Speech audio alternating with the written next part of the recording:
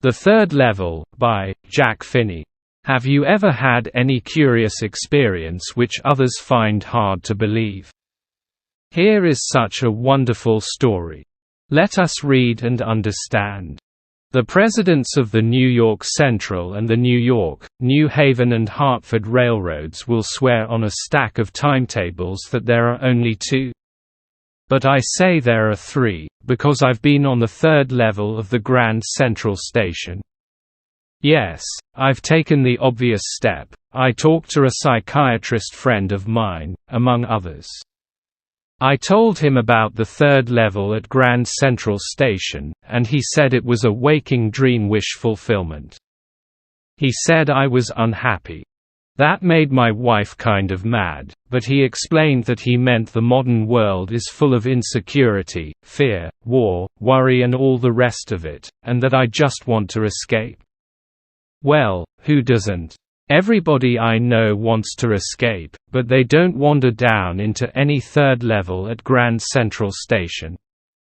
But that's the reason, he said, and my friends all agreed. Everything points to it, they claimed. My stamp collecting, for example, that's a temporary refuge from reality. Well, maybe, but my grandfather didn't need any refuge from reality. Things were pretty nice and peaceful in his day, from all I hear, and he started my collection. It's a nice collection too, blocks of 4 of practically every U.S. issue, first-day covers, and so on. President Roosevelt collected stamps too, you know. Anyway, here's what happened at Grand Central. One night last summer I worked late at the office.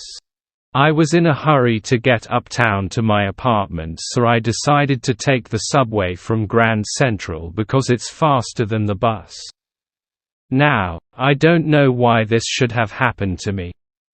I'm just an ordinary guy named Charlie, 31 years old, and I was wearing a tan gabardine suit and a straw hat with a fancy band. I passed a dozen men who looked just like me. And I wasn't trying to escape from anything, I just wanted to get home to Louisa, my wife. I turned into Grand Central from Vanderbilt Avenue, and went down the steps to the first level, where you take trains like the 20th century.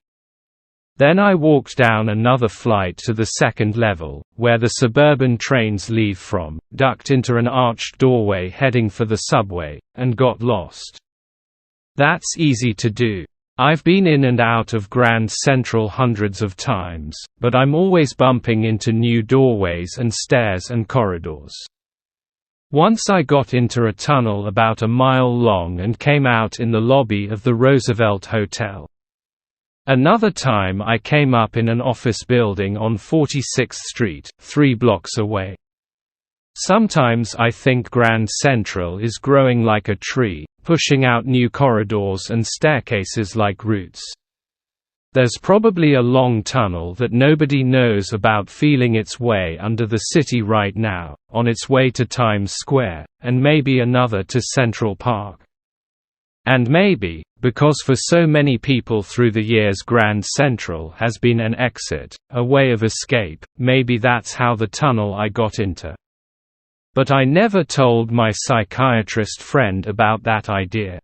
The corridor I was in began angling left and slanting downward, and I thought that was wrong, but I kept on walking. All I could hear was the empty sound of my own footsteps, and I didn't pass a soul. Then I heard that sort of hollow roar ahead that means open space and people talking. The tunnel turned sharp left. I went down a short flight of stairs and came out on the third level at Grand Central Station. For just a moment I thought I was back on the second level, but I saw the room was smaller, there were fewer ticket windows and train gates, and the information booth in the center was wood and old-looking. And the man in the booth wore a green eyeshade and long black sleeve protectors. The lights were dim and sort of flickering. Then I saw why. They were open flame gaslights. There were brass spittoons on the floor, and across the station a glint of light caught my eye. A man was pulling a gold watch from his vest pocket. He snapped open the cover, glanced at his watch and frowned. He wore a derby hat, a black 4-button suit with tiny lapels, and he had a big, black, handlebar mustache. Then I looked around and saw that everyone in the station was dressed like 1890-something. I never saw so many beards, sideburns and fancy mustaches in my life. A woman walked in through the train gate. She wore a dress with leg of mutton sleeves and skirts to the top of her high-buttoned shoes. Back of her, out on the tracks, I caught a glimpse of a locomotive, a very small Courier and Ives locomotive with a funnel-shaped stack. And then I knew. To make sure, I walked over to a newsboy and glanced at the stack of papers at his feet. It was The World, and The World hasn't been published for years. The lead story said something about President Cleveland. I've found that front page since, in the public library files, and it was printed June 11, 1894. I turned toward the ticket windows knowing that here, on the third level at Grand Central, I could buy tickets that would take Louisa and me anywhere in the United States we wanted to go. In the year 1894. And I wanted 2 tickets to Galesburg, Illinois. Have you ever been there? It's a wonderful town still, with big old frame houses, huge lawns, and tremendous trees whose branches meet overhead and roof the streets.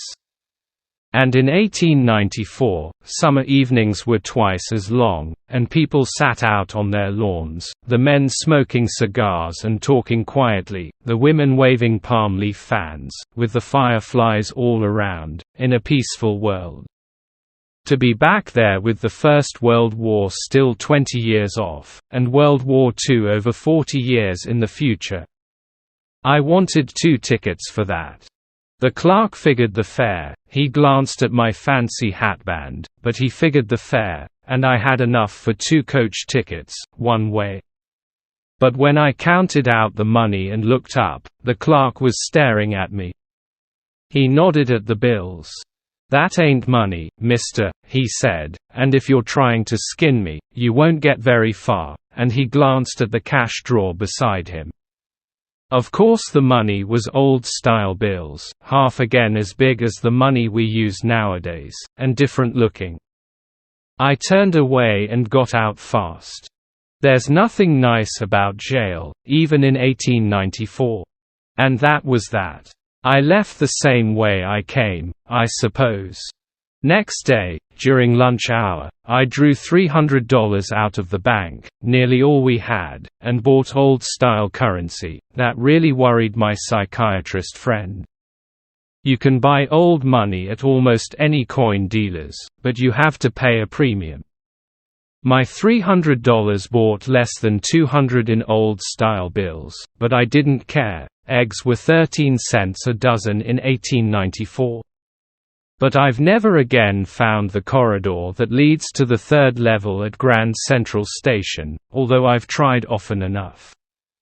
Louisa was pretty worried when I told her all this, and didn't want me to look for the third level anymore, and after a while I stopped. I went back to my stamps. But now we're both looking, every weekend, because now we have proof that the third level is still there. My friend Sam Weiner disappeared. Nobody knew where, but I sort of suspected because Sam's a city boy, and I used to tell him about Galesburg. I went to school there, and he always said he liked the sound of the place. And that's where he is, all right. In 1894. Because one night, fussing with my stamp collection, I found, well, do you know what a first-day cover is?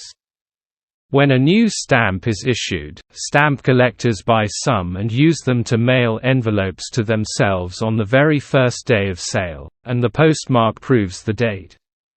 The envelope is called a first-day cover. They're never opened, you just put blank paper in the envelope. That night, among my oldest first-day covers, I found one that shouldn't have been there. But there it was.